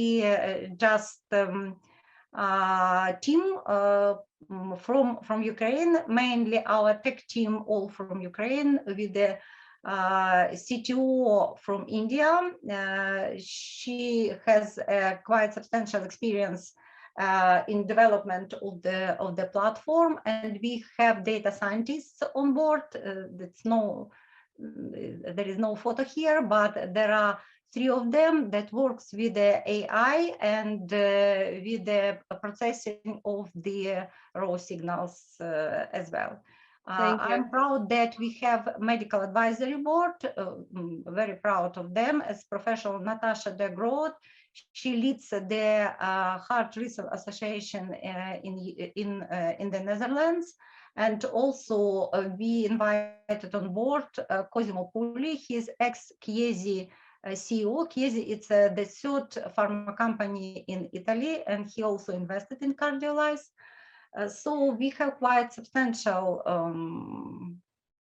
Thank you, Anna. I'm sorry, I have to stop you here. Thank you so much. This was Anna from Cardiolize. As you can see, we have quite a diverse selection of products. This was also on purpose. So now I would like to invite Yuri. Please start sharing your screen. Party space. Hello there. I'm Hey. sharing my screen. So can you see it? Yes. Okay, There we great. go. And greetings, that's Yuri from Party Space. It's the 3rd hour of this event, and probably the majority of people either left or they're just listening in the background. And that seems like a problem which could be solved. And Party Space is here to help event organizers, mostly internal corporate event organizers, to make people stick with their screens for 3-4 hours straight away. So what we did, we have combined 3D environment and video communication right in the browser. It's accessible. You don't need to install anything. Just click on the link, log in, you're in, and start enjoying metaverse event. Yeah, last year people started calling our product the metaverse. And Party Space works both on computer and mobile devices. It's a 3D environment in which you live through the event. So you're not just present, you are in. You see other people as they float in bubbles, you communicate with them, but the real magic is happening at each table. Because like in real life, people are always splitting in smaller groups, and that's where the real communication is happening. And in Party Space, this second layer of communication brings the enormous engagement. So like, take a look at this case study. It's a Ukrainian company, Obrio. They had a virtual office day where they opened the virtual office at Party Space for 7 hours. And on average, employees spent 4.5 hours online here.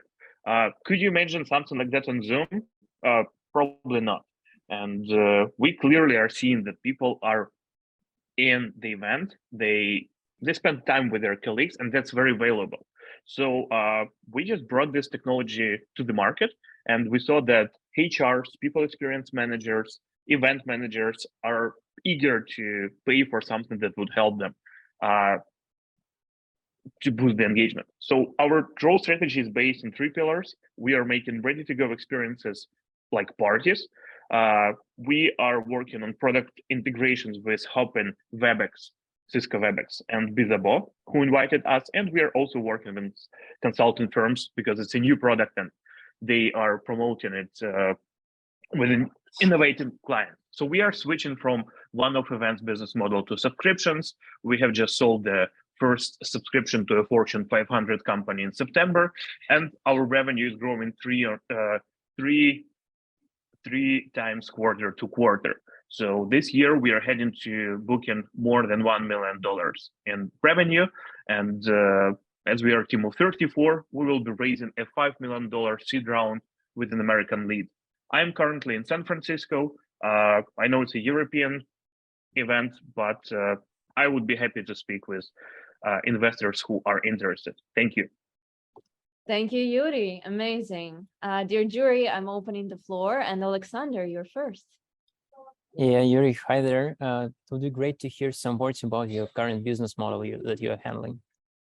Oh yeah, thank you. So I can dive deeper in this slide. So we started selling Party Space on per one-off event basis, basically because it was easier and the product product wasn't ready as a self-service solution, but we saw that clients are using it regularly. That's why we are switching this to the metaverse as a service subscription model. Also, 3D environments are hard to create. So we do all the creation inside. We have ready to go templates, but when the client wants something special, we build it for them. And we are also switching from this model to creation of the marketplace for professional architects.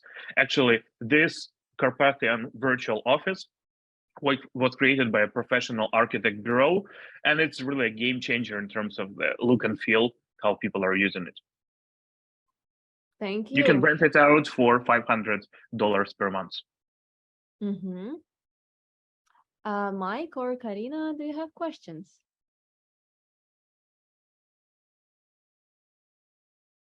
Alexander has a question. Yeah, thanks. The question I can't not to ask is, as regarding your VC background, Yuri, any thoughts about exit strategy from your side? Oh, Alexander, that's a great question, which I really love. So in this market, we are already receiving interest from major players. Like, as I said, first they invite us to integrate, and then during the dinner, they ask what are our exit goals and what are we trying to build. So the enterprise software market is now in the stage of consolidation. And we saw that Meta partner up with Microsoft Teams, which really opened a lot of opportunities for Party Space to partner up with their rivals like Slack and Salesforce, Cisco, and other companies. Thank you. Thank you so much. I saw Mike was unmuting. Yeah, I've seen a couple of products like this where you kind of move around a space and, you know, your head pops up and stuff like that. What would you say is different about yours compared to those other? Because there's a couple of others on the market, right? So what do you think is genuinely different? Yeah, Mike, that's a great question. So there are quite a few projects on the market, and they taken the different paths. So we render everything on client side, and it's not about streaming to the client. It's about optimizing the model that it works on the mobile devices. Also, we are not waiting for the metaverse with headsets and photorealistic avatars to appear. We focus on video communication right now, and building this combination of 3D that works on mobile devices and video is like the technological edge that allows us to make this possible. And in our case, it's like an engineering miracle. It's not a deep tech, but it's the smartest and the most practical way of approaching the metaverse by my team. Thank you. Karina, we have a bit of time. Quick one. And short question.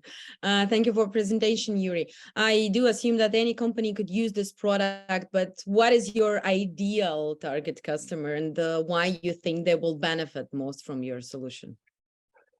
Thank you for the question. So currently our ideal customers are enterprises because they have a good enough budget and they have a lot of ideas on how to use it. We are still exploring.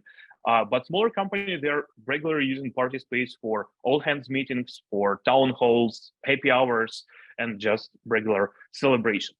So for me, the ideal customer profile is a 500 plus tech company from the US with remote workforce and a good budget for people engagement.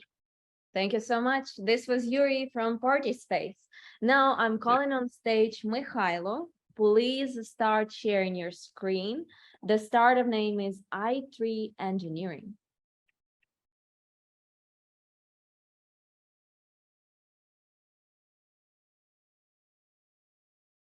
Guys, we're skipping to the next startup, Fintellect. Please take the stage. Hey, hello everybody. Greetings from Kiev. Can you guys hear me and see my screen? Yes, all good. Yeah, cool. Let's start. So imagine you work in service IT. So would you wish for extra pair of hands, the time machine or the money printer to make financial management easier? Now, you don't need to choose with Fintellect. You can save both time and money with us. My name is Igor Volovsky. Let me tell you how we make life simpler for these guys. As you probably know, outsource keep growing. It's the 3 billion service volume mark that's going to be hit next year on the Upwork. And you probably hired one of the outsourcing team, you know that it's almost everybody who needs them at some point. But if you take the closer look at this kind of companies, there is a bit of a problem. So that's the gap between the time when the companies need the financial department and when they can actually afford one. And there's usually no one in the room in between. So what they do, they stick to intuition and the tools that can use. And this is quite problematic. You can tell it from this scheme. So the many tools, they are quite disconnected and quite low on scalability. That results in a loss of money and time. So usually the pricing is a huge problem because the wrong cost can result up to 30% margin loss. The automation is very low. So it's the founder or senior executive who is doing the monkey job instead of important strategy or sales. And there is little or no project economy, which leads to the poor risk prediction when you can tell that there is the big overspend when it's too late. Luckily, we're coming with the intellect to help this company stop wandering and start being profitable in an easy manner. Now, we captured the critical data from important sources so you don't have to and turn them into financial insights. There's plenty of functional within since we are all in one platform. And the most important is the project finances. So we have the templates for different variations of this business model. So no matter if you do the fixed price or time and material, if you sell dedicated teams or not, we get it covered. We have the templates for pricing, for project economy, and for capturing the overspends and red flags. And since every company is doing that different, we also have the automation model. So you can set the things that are recurring and eliminate the human factor and get your business processes set on autopilot. Now we compete with a bunch of folks on the block, but since we are specialized in exact segment of SMEs, we are better at pricing, team finances, and project economy. We have a relevant fintech expertise, and both me and my co-founder have been managing service firm before, so we've been in these shoes and we know exactly what we are talking about. Now, we are kicking off with the Polish and UK market since these are the biggest countries with the biggest concentration of outsourced per capita. And we've managed to build the beta on always little or almost no investment. And we managed to deliver the important increase in financial metrics and reach the downtime for the companies that are in our private beta users. We're currently raising our pre-seed, so we managed to win the equity-free ticket from the Poland Prize MIT-CE AF Foundation, and we are currently inviting the lead investor to join the board and be brave to invest in one more Ukrainian startup. So thanks for your attention. Happy to talk business. Happy to let you know more. Thank you so much, Igor. I am opening the floor for the jury. Karina, would you like to go first this time? I prefer to stay a bit silent because I know Igor like personally, and this is probably fourth time that I hear the speech.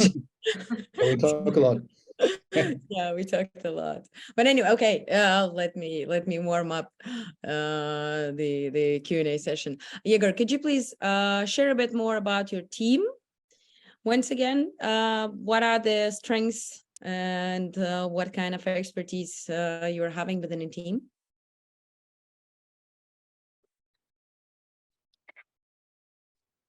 Oh, Jaeger, I think you're muted. Classic Zoom mistake. I mean, okay, yeah. Can you hear me? Oh, good. Yeah. Yeah, so within the team, we have a mix of craftsmen and entrepreneurs, as I call it. So we have two former heads of the agency, that's me and Daniel. We have been working on various projects, me on the IT and development side, and Daniel on the digital marketing side. So that was how we met. We have made plenty of projects for our clients and decided to partner up on this problem. We also have Eugene and Pablo, who have been working on various high-load solutions and the fintechs. So there's really a lot of expertise in tech that is accumulated that makes us ready for the challenges that we might face with the security layer and with the scalability. And so we are gathering up the advisory boards that we'll be happy to announce next year. That will feature the cybersecurity expert, the business advisors, and the advisors on legal part as well. Thank you so much. Okay, Alexander. Yes. Good greetings to you. I had a chance to go through your recent pitch deck as well, and you mentioned there about kind of a part of ML part. Maybe you could like elaborate more about that things that you're working on. You mean the machine learning part? True. Yes. Yeah, we have experimented with that a little bit ago. We decided to keep that component minor since there's really no extensive data set available in the clients we run the beta from. We do small tricks like categorization for the transactions that we fetch from connected bank accounts. So we enable an option to like to set the rules so you don't have to, you know, to assign the transaction to each category if you have subscriptions like Figma, Jira, etc. But that's really minor. We don't plan to go into the machine learning. Instead, we highlight the risk that is out of formula. So that's not the deep tech, but it's very important from the business point of view to these companies. Thank you so much. Who are your major competitors and why are you better? So the competition is the interesting part. On one hand, let me get back to deck. So on one part, we compete with the resource management stuff like Cantata and Harvest. So that's really what is the software that is made for the service IT teams. But there are things that are missing. So for instance, if you want to calculate the break-even rate for each of the employees, there's really no way to do this in Harvest. So you just place the numbers that you ended up in your Excel. So there's really no way to streamline this process when you like.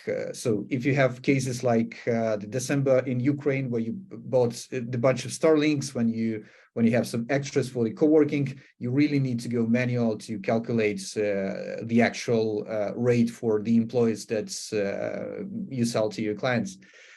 So that's a really problematic way. There are good things like a vacuum, but they have more like SaaS specifications. So the Zoho can be a good example, but they are quite broad. So they don't focus on the service teams, but rather on the SME segment as a whole. So we are more narrow when it comes to specification, and we work with the project and team economy in a more relevant way. Thank you so much. This is the time we had. Thank you. Unfortunately, we didn't get to hear the i3 engineering, but I'm reminding you that we have Brella matchmaking, so you can go check out their booth and write to the guys that we have from the team. Make sure you meet them and get to know the product. And Can I just interrupt to say that the teams can email me their pitches or not don't send the slide decks, but send a kind of press releases or whatever to mike@techcrunch.com. Okay. That's a great opportunity. Thank you, Mike. Thank you so much. And yes, dear jury, thank you for questioning our startups in the best ways, obviously. Thank you so much for your time. Thanks for staying with us. And now for the closing of the event, I would like to introduce Cristobal Alonso, the CEO of the startup Wise Guys. And with this, I wanted to maybe lead the way in and ask you, I already mentioned that we have been investing in Ukraine from batch number 2, and there are already 44 investments. So let's start with why were we investing in Ukraine before the war, and why should we keep doing that? Because after war, I think already 7 investments, right? Yep, correct. I think we never doubted that we need to keep investing, but I think it was difficult to foresee if the startups will keep running, especially the first months, right? And it was I remember the first investment we made, the guys were basically in the garage. The guys were basically sometimes underground, we couldn't reach them. and we wonder, can they work this way, right? No matter how much we want to invest on them.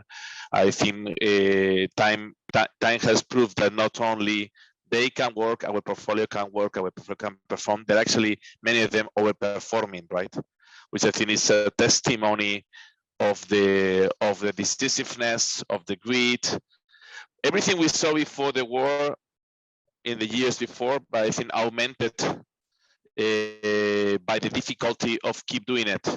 And I think this is basically, you know, we always saw people who wanted to be coach, people with an international approach, people extremely good at the product technical minded, but needed to learn how to sell, how to be more commercial, how to be more scalable. That's what we saw in the first investments. That's what we saw through the portfolio. And on top of that ingredients, you saw now the incredible amount of pride, of grit, of resilience, of drive. I think it's a winning combination, right? Of course, there's going to be bad moments. Of course, we're going to have some people who was going to do the delivery and they told us yesterday, hey guys, we have 4 days almost without electricity. We cannot do the release. It's ready. We cannot even load it in the computers, right? So that's the reality they face. And hopefully, you know, we can be as patient as we can. We can be as supportive as we can, because unfortunately, some businesses will not wait for them, right? So, but I think that's also maybe adding an extra ingredient, which is creativity. I think they are finding ways to make more creative, and maybe important to say that to be more managerial, because I think for many of them in the past, they were just working with people they knew in a big office where they have known before, and suddenly they are thrown to work way more remote than before, in which managing becomes way more important, in which basically, so I think nobody wanted this war, but I think there is a lot of good things that is coming to the founders in their development through this, and in all the companies, people who has been sent to the front, and then 2 new people has to take over. How do they do that? They never planned that, but now they are learning, and they are prepared now for much better managing of substitutions, growth, new people onboarding than they were before, right? And I think all of those things at the end of the day, we make the founders better. Now, can we make the ecosystem better when this is over? I think what you guys are doing right now is keeping the visibility that things are happening, no matter what things are going to happen, great things are going to happen, but we need to improve also the ecosystem, and we will be proudly helping when this is over, while we're now keeping it running, right?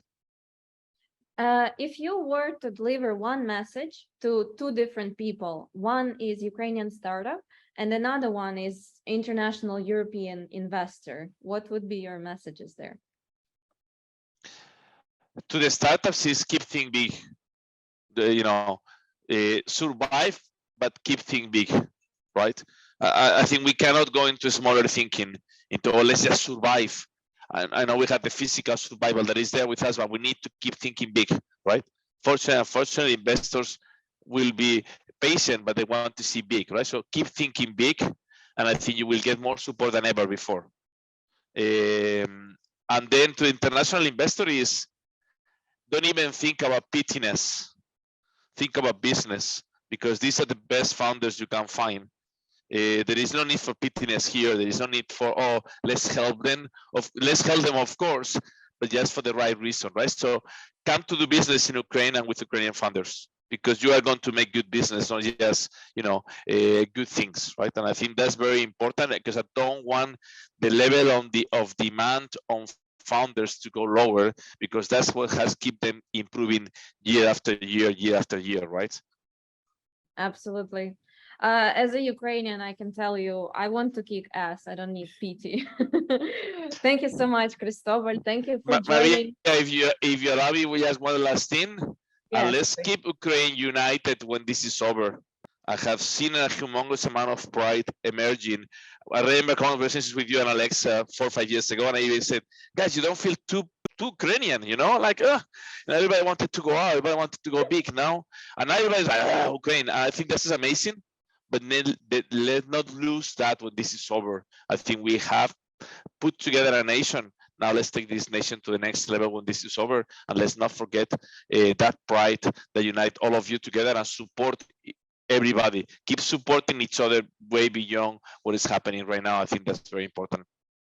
And that's golden words. Thank you so much. Thanks for joining, even after the flight being delayed. No. Thanks for being Thank patient. Thanks for making this happen.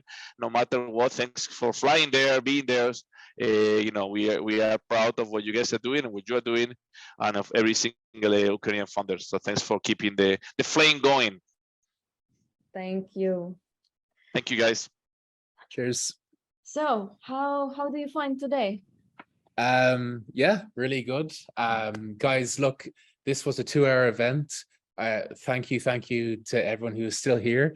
I know it's a long time, but we still have 2 more days of networking. And you know, this webinar in a way is how we bring in people, how we network and get lots of people to Brella, but where the value really happens, not just for Ukrainian startups, but also international startups. Use Brella. There's a lot of investors there. Message them, try to set up meetings with them. I think you can have 50 message requests, meeting requests. So just spend the next couple of days taking advantage of this great platform. We're very grateful to Brella for giving us the platform for free for this event.